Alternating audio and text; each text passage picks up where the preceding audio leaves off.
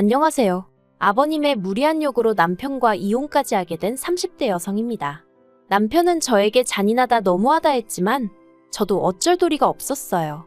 중간에서 남편이 자기 역할이라도 똑바로 해줬다면 이혼까지는 안 했을지도 모르겠지만 어쨌든 이제 다 지나간 이야기고, 그럼에도 불구하고 제가 이렇게 이야기를 하는 건 드라마 같은 일이 누구에게나 일어날 수 있다는 걸 말하고 싶어서예요. 남편하고는 대학교에서 만났어요. 도서관에서 혼자 공부하고 있는 남편이 마음에 들어 제가 먼저 다가갔죠.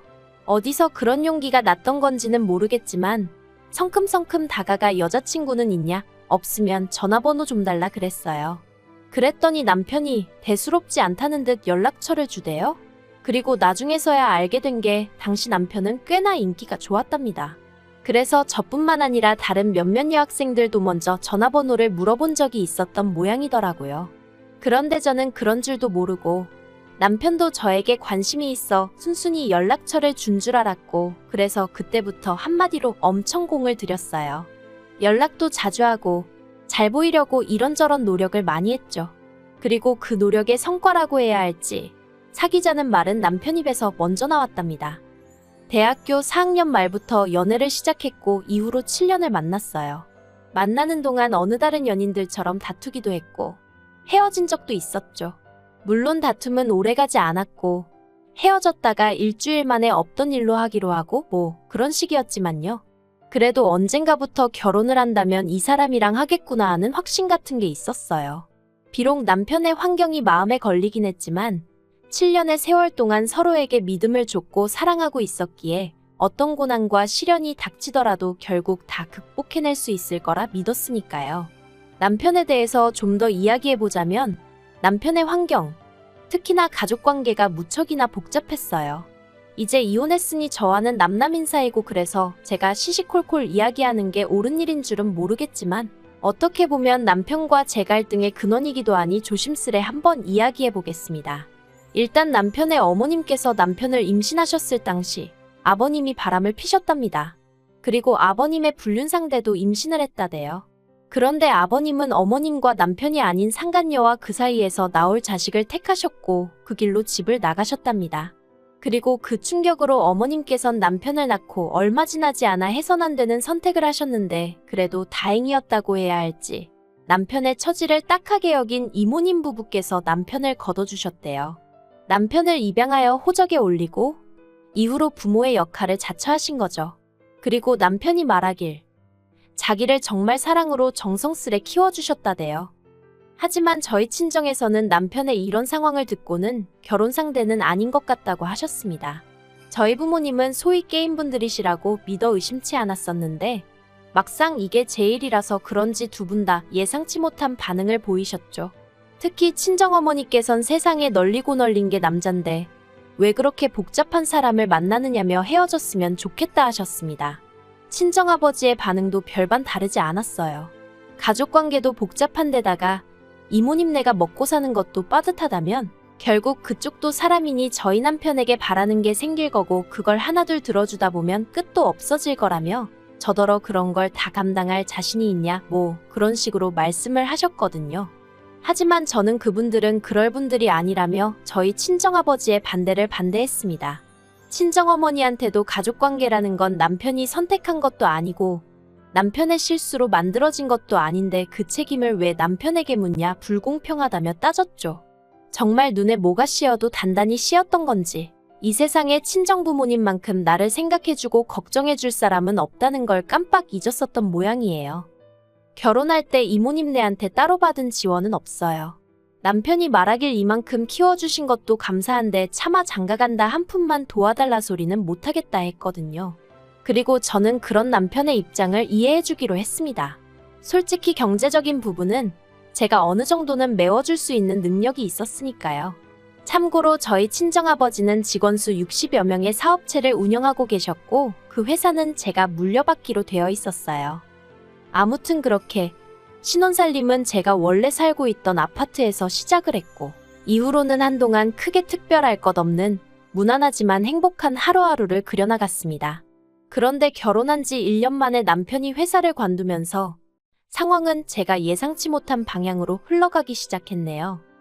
남편은 제약회사 영업사원이었는데 사실 대학교를 졸업하던 당시만 하더라도 남편의 목표는 이쪽이 아니었어요.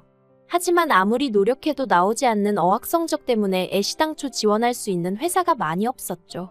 그리고 그나마 지원한 몇 개 안 되는 회사에서도 긍정적인 연락은 오지 않았고요. 그래서 어쩔 수 없이 대학 졸업 2년 만에 지금의 제약회사에 들어갔던 건데 적성에 안 맞는다며 그때부터 힘들어했던 게 사실이에요. 그리고 그럴 때마다 저는 남편에게 지금도 늦지 않았으니 다른 분야에 도전해봐라, 뭔가 배워봐라, 나름대로 이런저런 조언을 건넸는데 남편은 제 말을 그다지 귀담아 듣는 것 같지는 않더라고요. 그래서 저도 자기 나름대로 생각이 있으니 저러겠지 했는데 결혼하고 정말 1년 만에 저랑 상의도 없이 하루아침에 회사를 박차고 나온 거였죠. 황당해서 앞으로 어쩔 생각이냐 물었습니다. 이직을 할 생각이면 이직할 곳을 알아놓고 관둬야지. 아무 계획도 없이 그렇게 내키는 대로 행동하면 어쩌냐고. 당신은 이제 총각이 아니고 나와 같이 이 가정을 꾸려나가야 하는 가장이라고 화도 냈네요. 하지만 남편은 묵묵부답. 그렇게 저희는 결혼하고 처음 크게 다투고 서로 실망하고 그때부터 한마디도 나누지 않았어요. 서로를 마치 투명인간처럼 대했다고 할까요? 처음엔 솔직히 너무 불편하고 그냥 져줄까 싶기도 했는데 아무리 따져봐도 남편이 경솔했단 생각밖에 들지 않아 도저히 져줄 수는 없겠더라고요. 그리고 결국 일주일째 되던 날인가 평소처럼 출근하던 저를 남편이 붙잡더니 잠깐 얘기 좀 하자대요. 그렇게 식탁에 마주 앉고 남편이 잠깐 저를 바라보더니 솔직히 말하겠답니다. 자긴 원래 성격이 내성적이기도 하고 그래서 영업일을 하는 동안 정말 죽을 맛이었대요. 사장님 딸로 일평생 살아온 저는 모를 거라면서 사람들한테 이리 치이고 저리 치이고 거절당하면서 얼마나 상처를 받았는지 모른다나요. 그러면서 저더러 왜 자기를 이해해주지 않냐고 서운하다 하는데 남편의 주눅든 모습을 보고 있으니 왠지 미안하기도 하고 그래서 남편에게 물었습니다. 난 단지 앞으로 당신이 뭘 할 건지 그 계획이 궁금한 것뿐이라고요. 그랬더니 남편이 그래서 말인데라며 말문을 열더니 혹시 장인어른 회사에서 내가 일할 수는 없을까 하고 묻는 거예요. 솔직히 정말 그 말만은 안 했으면 했습니다. 남편하고 한 회사를 다닌다는 거 그것도 제가 상사고 남편이 부하 직원으로 정말 내키지 않는 그림이었거든요. 물론 그렇다고 남편이 제 상사가 되는 것도 당연히 싫었고요. 우리가 아무리 부부라지만 각자의 영역이 필요하다 생각했기에 남편이 그간 힘들어하는 걸 알면서도 친정아버지 회사 이야기는 하지 않았던 건 다 그런 이유가 있어서였는데 답답하고 속상하고 마음이 복잡하대요. 하지만 남편이 이후로도 몇 번이나 어찌나 간곡하게 부탁을 하던지 저는 도무지 남편을 더는 모른 척할 수가 없었고 그래서 조심스레 친정아버지께 혹시 남편이 와서 일할 자리가 있을지 여쭙습니다.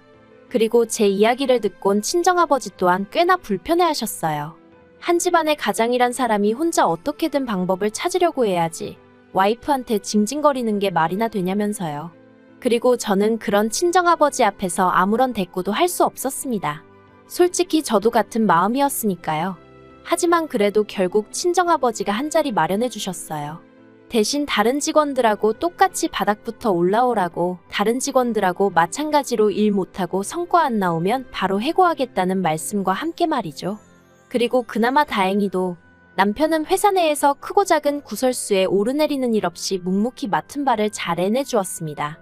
그래서 언젠가부턴 저도 언젠가 아버지께 완전히 회사를 물려받으면 남편과 함께 사업을 키워봐야겠다 하는 나름의 청사진도 그리게 되대요. 그런데 왜 좋은 일은 꼭 나쁜 일하고 같이 오는 건지 그렇게 저희가 결혼한 지 3년째 되던 해였습니다. 이모님 생신이었고 그래서 남편과 함께 이모님 댁을 찾았는데 이모님 표정이 왜인지 하루 종일 어둡기만 하더라고요. 그리고 그건 이모부님도 마찬가지셨습니다. 그래서 참다 못한 제가 저희한테 무슨 하실 말씀이라도 있으신 거냐 물었더니 한숨을 깊게 내뱉으시고는 남편의 아버님한테 연락이 왔답니다. 저는 처음에 제가 뭘 잘못 들은 줄 알았어요. 그래서 누구요? 하고 되물으니 맞게 들었다고 어머님과 남편을 버리고 상간녀와 그 자식을 따라 나가셨던 아버님한테 전화가 왔었다고요. 저도 저였지만 남편을 바라보니 얼굴이 허옇게 질려 있었습니다.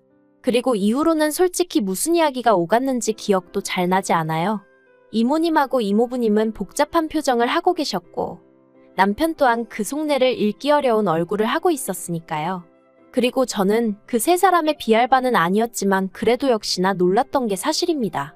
그래서 그냥 음식도 입으로 들어가는지 코로 들어가는지도 모르겠고 정말 정신이 하나도 없이 있다가 집에 왔어요. 그리고 며칠 뒤 남편이 아버님과 만나기로 했다며 나갔다 왔는데 이후로 정말 몇 날 며칠에 말 그대로 죽상을 하고 있더라고요. 그래서 보다 못한 제가 도대체 무슨 일이냐고 물었더니 그제서야 한다는 말이 아버님이 대장암이시래요. 그러면서 하나밖에 없는 아들 생각이 나서 찾아왔다며 지금부터라도 같이 살자 하시더랍니다. 어이가 없어서 어떻게 그러실 수가 있냐고 제가 화를 냈어요. 당신 태어날 때 옆에 계셔주시지도 않으셨다면서 이모님한테 양육비 한번 보내주신 적 없으시다면서 갑자기 이제 와서 왜 그러시는 거냐니까 상간녀하고는 진작에 이혼했고 상간녀와의 사이에서 낳은 애도 상간녀가 데려가 버려서 연락이 안 닿는다더랍니다. 그리고는 솔직히 그쪽에는 별로 정이 없었고 마음속으로는 늘 돌아가신 어머님과 저희 남편에 대한 미안함과 그리움 뿐이었다나요. 듣는 내내 어이가 없어서 남편한테 당신은 그 말을 믿는 거냐니까. 자기도 모르겠대요. 그리고 일단 당장은 편찮으시다 하니 뭐 하나 제대로 따지고 들 수도 없다면서? 그래서 제가 나는 화가 난다 했어요. 버릴 땐 언제고 이제 와서 아쉬우니 당신을 찾아오셨는가 본데 정말 이해가 안 된다 했죠. 그런데 그때 남편이 그래도 사람이 암이라는데 저더러 말 좀 조심하랍니다. 어이가 없더라고요. 이제껏 10년 넘는 세월을 남편 편에 서 있던 저인데 그런 제가 그 정도 말도 못하나 싶은 게 서운하기도 했고요. 그래서 알겠다고 당신 알아서 마음대로 하라고 했어요. 하지만 행여나 여기서 모시고 살 생각은 꿈도 꾸지 말라 했습니다.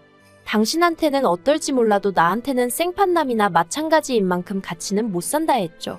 그랬더니 남편이 알겠다면서 혼잣말인지 저들으라고 하는 소린지 병원비는 어떻게 해야 하지 않은데 진짜 우라가 치민다는 게 이런 건가 싶더라고요. 그런데 얼마 후 저는 더욱 황당한 소식을 접하게 되었습니다. 저희 회사에는 임직원들을 위한 대출 제도가 있어요. 회사 복지 차원에서 1억까지 저금리로 대출해주는데 보통 주택을 사거나 할 때 많이들 쓰더라고요. 물론 제가 그 대출을 쓸 일은 없었지만요. 그런데 하루는 화장실에 갔다가 여직원들끼리 이야기하는 소리를 듣게 되었는데 저희 부부 이야기가 나왔습니다. 저희 남편이 사내 대출 신청을 했던데 이상하지 않냐면서 장인하고 와이프가 운영하는 회사에서 사내 대출이라니 웃기네 어쩌네. 그래서 제가 문을 열고 나가 방금 한 이야기가 뭐냐고 물으니 여직원들이 잠시 당황한 듯 하다가 아무것도 모르셨냐 묻더니 구구절절 설명을 해주더라고요. 남편과 같이 퇴근을 했지만 집에 오는 내내 저는 한마디도 하지 않았습니다. 머릿속을 정리할 시간이 필요했거든요. 그리고 남편도 지가 구린 짓을 해서 그런가 제 눈치를 살살 보는 것 같았습니다만 제 알바는 아니었죠. 아무튼 집에 도착하자마자 남편에게 대출 신청은 왜 했냐 물었습니다.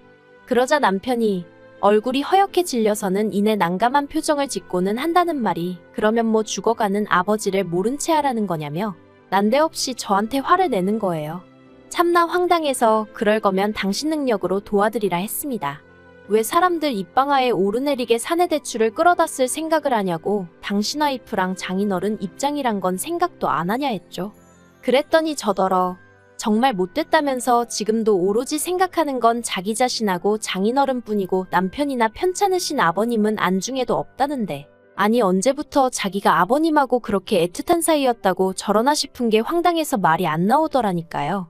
그런데 남편은 작정이라도 한 듯이 쉬지 않고 말을 이어갔습니다. 왜 이모님 이모부님한테는 부탁하지 않아도 척척 잘만 해드리면서 아버님한테는 그렇게 냉정하냐는 거예요.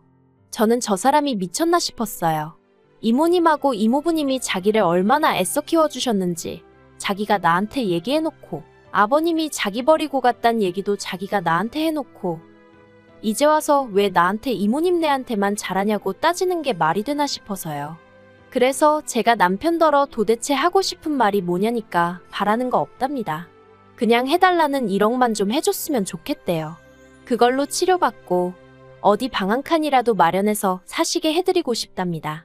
그러면서 그 돈을 저한테 해달라는데 제가 너무너무 속 터져서 당신 정말 제정신이냐니까. 그래도 자기한텐 하나뿐인 아버지인데 모른 척은 못하겠답니다.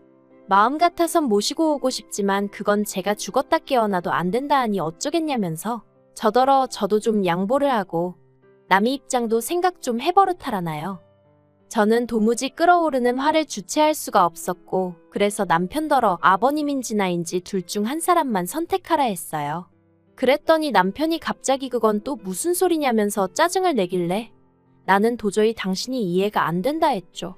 그리고 말이 나왔으니 말이지만 솔직히 처자식 버리고 도망갔던 사람이 내 아버님이라는 것도 너무 싫다 어디 가서 말도 못하겠다 했어요. 그나마 연락이 닿지 않는다니까 모른 채 살았다니까 남편은 그런 아버지 밑에서 자라지 않았으니 다행이다 싶어 계속 연애했고 결혼까지 한 거지. 만약에 그런 아버님 밑에서 줄곧 자란 사람이었다면 연애는 몰라도 결혼은 절대 하지 않았을 테니까요. 아무튼 남편은 둘 중 한 사람만 택하라는 제 말에 끝까지 제대로 된 답을 내놓지 못했고 그래서 저는 결국 남편과 이혼을 결심했습니다. 남편더러 효심이 끌어올라 주체가 안 되는 모양인데 그럼 어쩌겠냐고 아버님한테 가서 살아야 하지 않겠냐 했죠. 그리고는 빠른 시일 내에 정리할 거 정리해서 내 집에서 나가달라 했습니다. 회사도 당장 내일부턴 출근하지 말라고 했죠.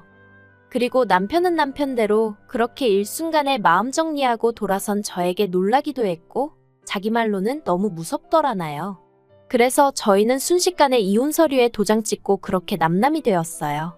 10년 세월이 무색하리만큼 정말 모든 게 빠르게 진행되었죠. 이모님과 이모부님은 무척이나 안타까워하시며 어떻게든 제 마음을 돌리려고 애를 쓰셨지만 보시다시피 잘 안 됐어요. 남편이 더 이상 이모님 내외의 말을 귀담아 듣지 않고 오로지 아버님 한 분만 바라봤으니까요. 그리고 그런 남편을 앞장 세우고 아버님은 나날이 더 기고만장해지셔서 이모님에게 소식을 전해 듣기론 내 자식한테 부모 행세하며 효도받지 않았냐고 그거 다 토해내라 그런 말씀까지 들으셨답니다. 정말 아무리 남편을 세상에 있게 해주신 분이라지만 인간 말종이 따로 없다 싶었다니까요. 그런데 왜 모두가 보는 걸 남편만 못 보고 저렇게 돼버린 건지 그래도 함께한 세월이 있어서 그런가 그런 남편을 생각하면 마음이 좋진 않아요. 그래도 어쩌겠어요. 이제 다 끝난 사이인걸. 그저 아버님한테 너무 뜯기지만 않으면 다행이겠다 싶네요.